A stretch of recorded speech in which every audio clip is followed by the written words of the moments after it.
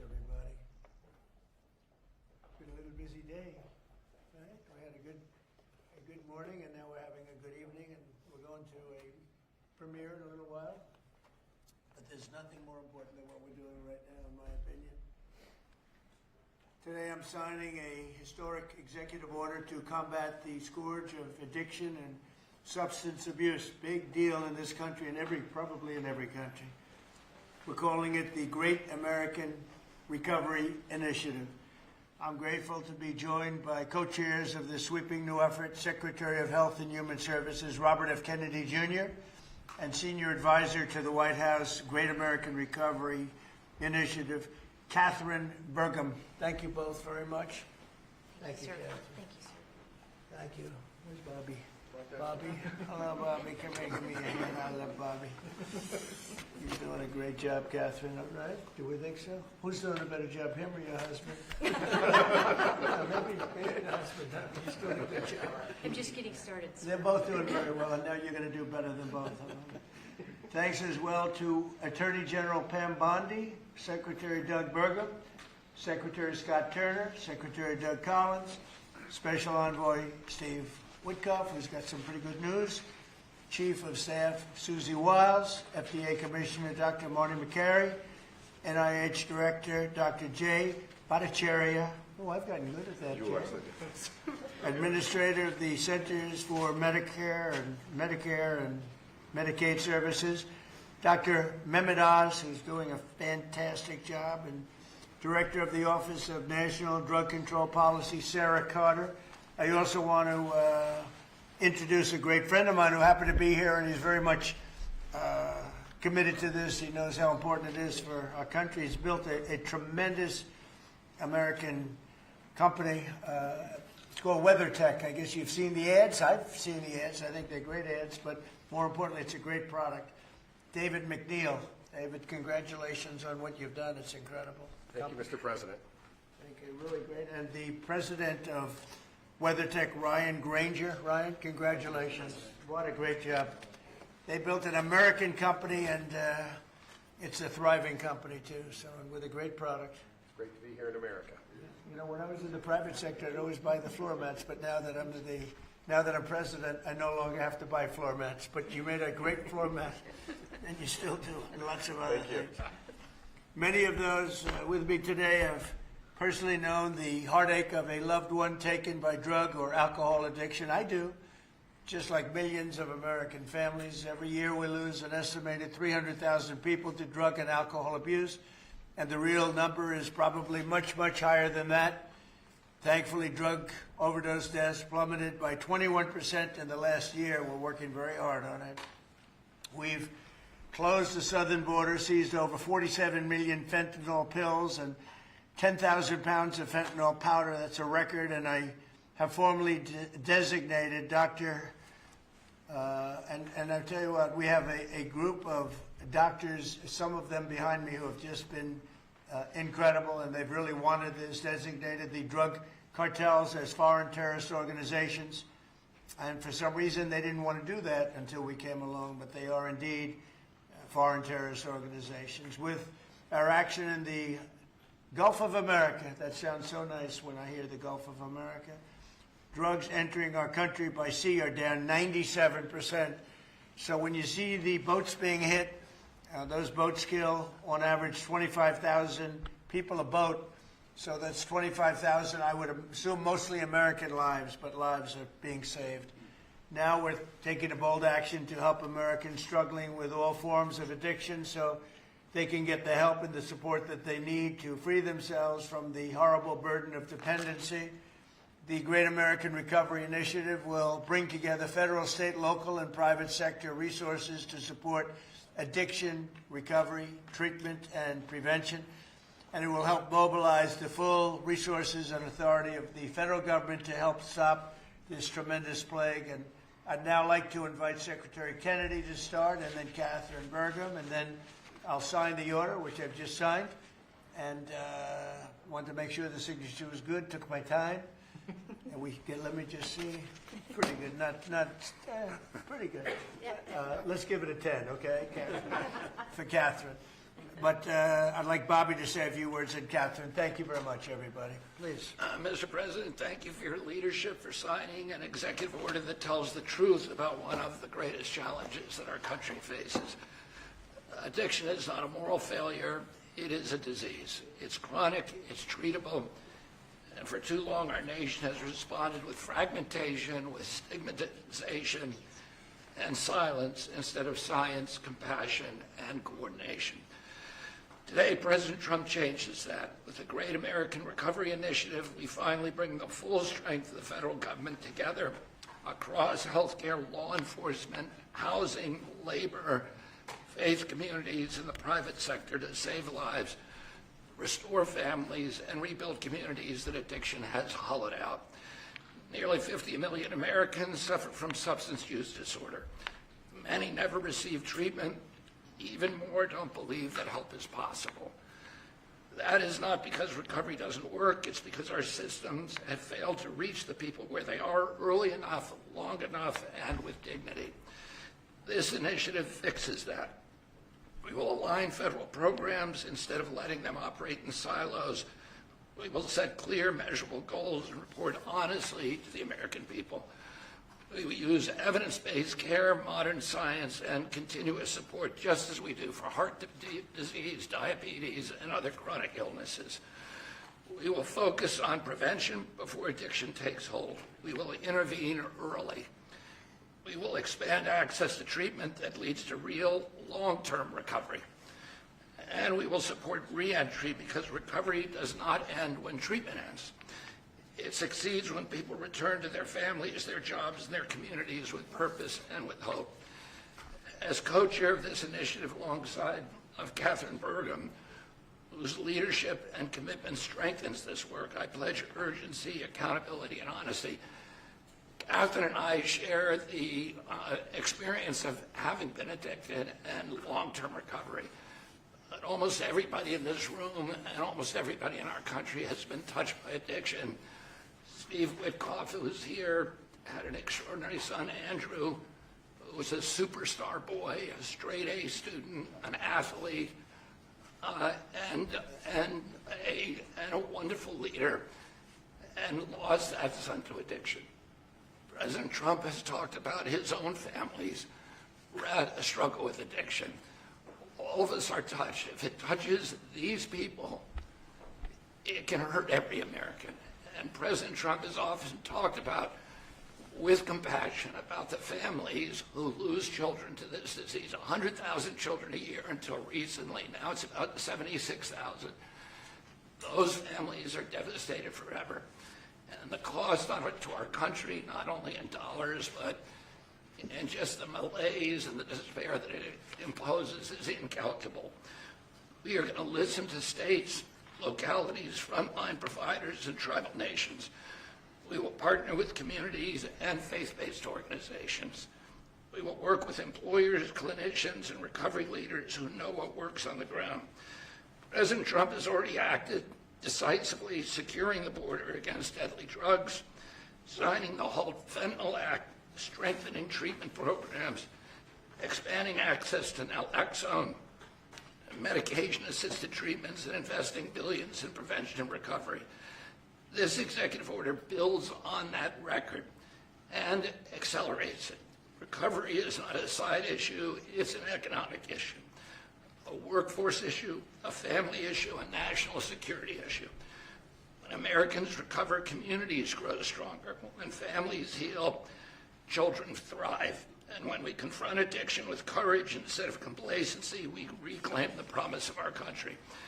This initiative is about life, it's about responsibility, and it's about building a great American recovery together. With this executive order and with major announcements that I will announce next week, we are taking decisive action to make America healthy again. Thank you. Thank you, Bobby, and great job. And you're doing a fantastic job. He's doing a fantastic job. And I saw his wife yesterday, and she confirmed that he's doing a fantastic job. So she's on your side. You know that, which is great. And Oz, thank you for being here. We appreciate it. Catherine, please, go ahead. Thank you, Thank Mr. President. Thank you so much. Your leadership today, relative to this announcement about the Great American Recovery, is a gift to all Americans who are suffering from the brain disease of addiction.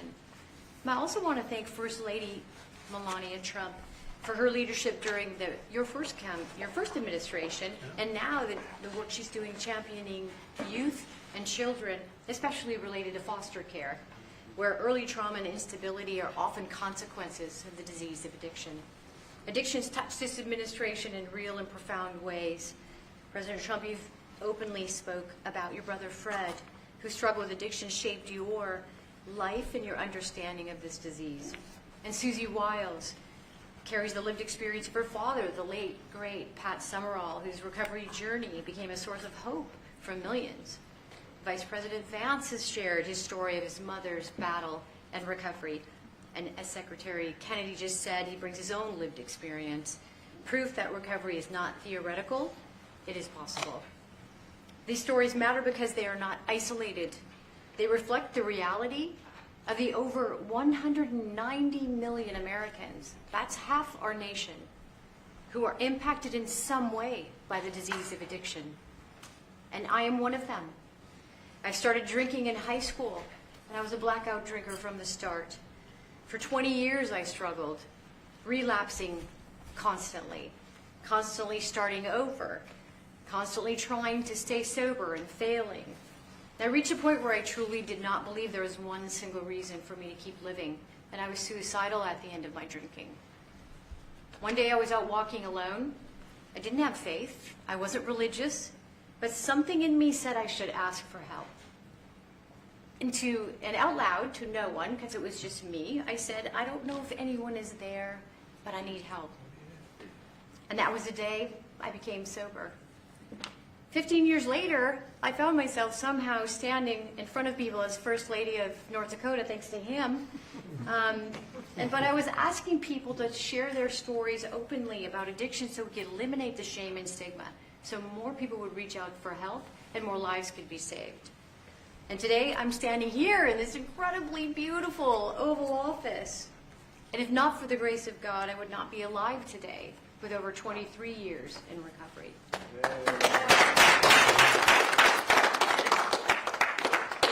That's why I'm here, and my message is simple: never give up hope for recovery. Mr. President, I also want to thank you for allowing me to stand here with you today.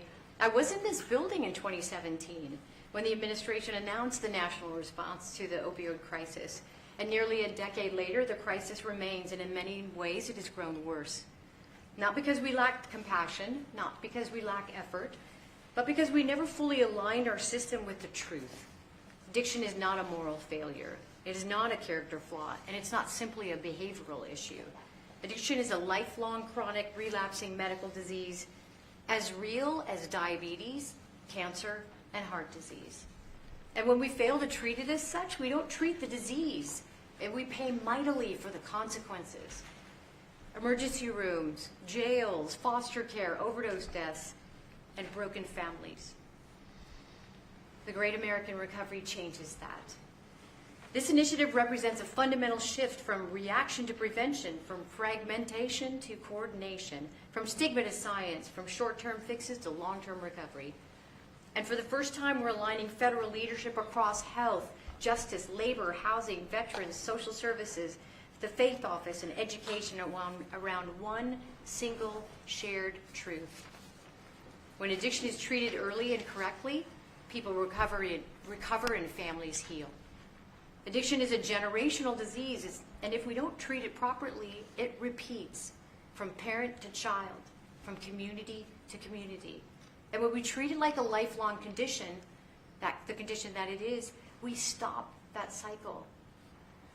We save lives, we restore families, we rebuild communities, we return people to dignity, purpose, and productivity. Mr. President, thank you for seeing this moment clearly.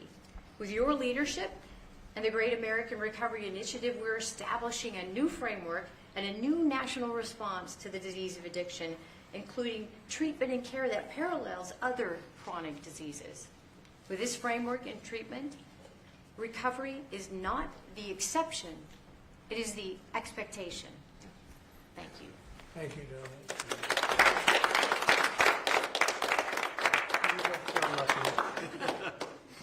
I saw them riding horses in a video, and they said, "Who is that?" I was talking about her, not him. And they explained it. I said, "I'm going to hire him because anybody has somebody like you to be with. It's an amazing tribute, and it's a great couple, amazing couple." And she's very much a part of his big success. He was a fantastic success, as you know, having been one of the most successful business people. And I saw him campaigning, a great governor, two-term governor. He did a fantastic job, North Dakota. And he's done a great job. And I'll tell you what, Catherine's a very big part of it. I see it. It's just really one of the fantastic couples. So I appreciate it. What a beautiful job you've just done. And I'm going to give this to you, and you can figure out what you're going to do with Bobby, you know. But let's have a good picture of the two of them and everyone else. And I'd like to ask Steve Whitcuff also to say a couple of words when we're finished, because he's a very special person who I knew very well, an incredible person. So if you don't mind, Steve, I'll ask you to do that in just a second, all right? Please, Bob.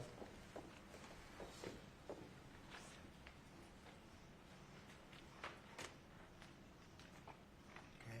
Thank you very much. Thank you very much. Thank you. Great job.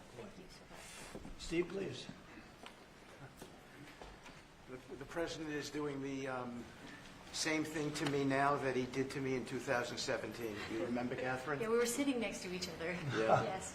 So I want to tell the story about this.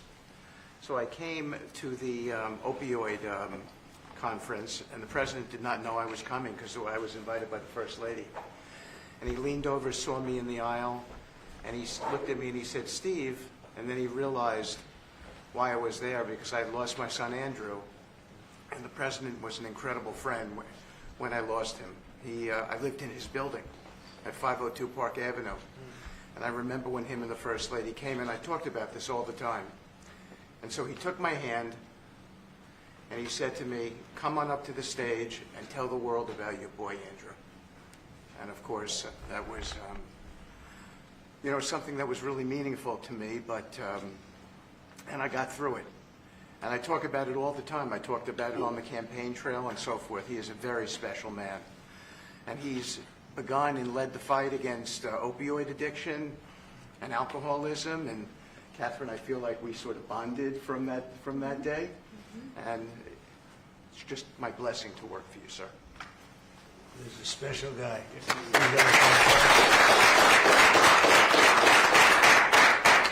He and a group of people, Jared helped and others helped. Steve, peace in the Middle East, and we're there. Yes. A couple of little flames, but they're very little by comparison, and they'll go out quickly. They're already going out. And he's now trying very hard to settle up with Russia and Ukraine, and I think a lot of progress is being made there. And I told that Russia's not doing any shooting for a period of time during this horrendously cold weather. Because of you. So we asked President Putin if they could stop the shooting for a week. They're being hit with proportionately the kind of cold that we're being hit. It's much colder in Ukraine to start off with, but it's really cold now, and he agreed to do that. We appreciated that very much. It's a nasty war. It's a nasty, nasty war. Would anybody else have anything to say? I can say that I am extremely late, but that's okay. Don't worry about me. Would anyone else have anything to say? Doug, you're doing a fantastic job, and we appreciate it. Marty, you are really something special. Everyone's talking about you every time. If I don't mention Marty, Bobby always mentions it. So we have a great team. Jay, great. Marty, great. Do you guys want to say something? Thank you. Thank you.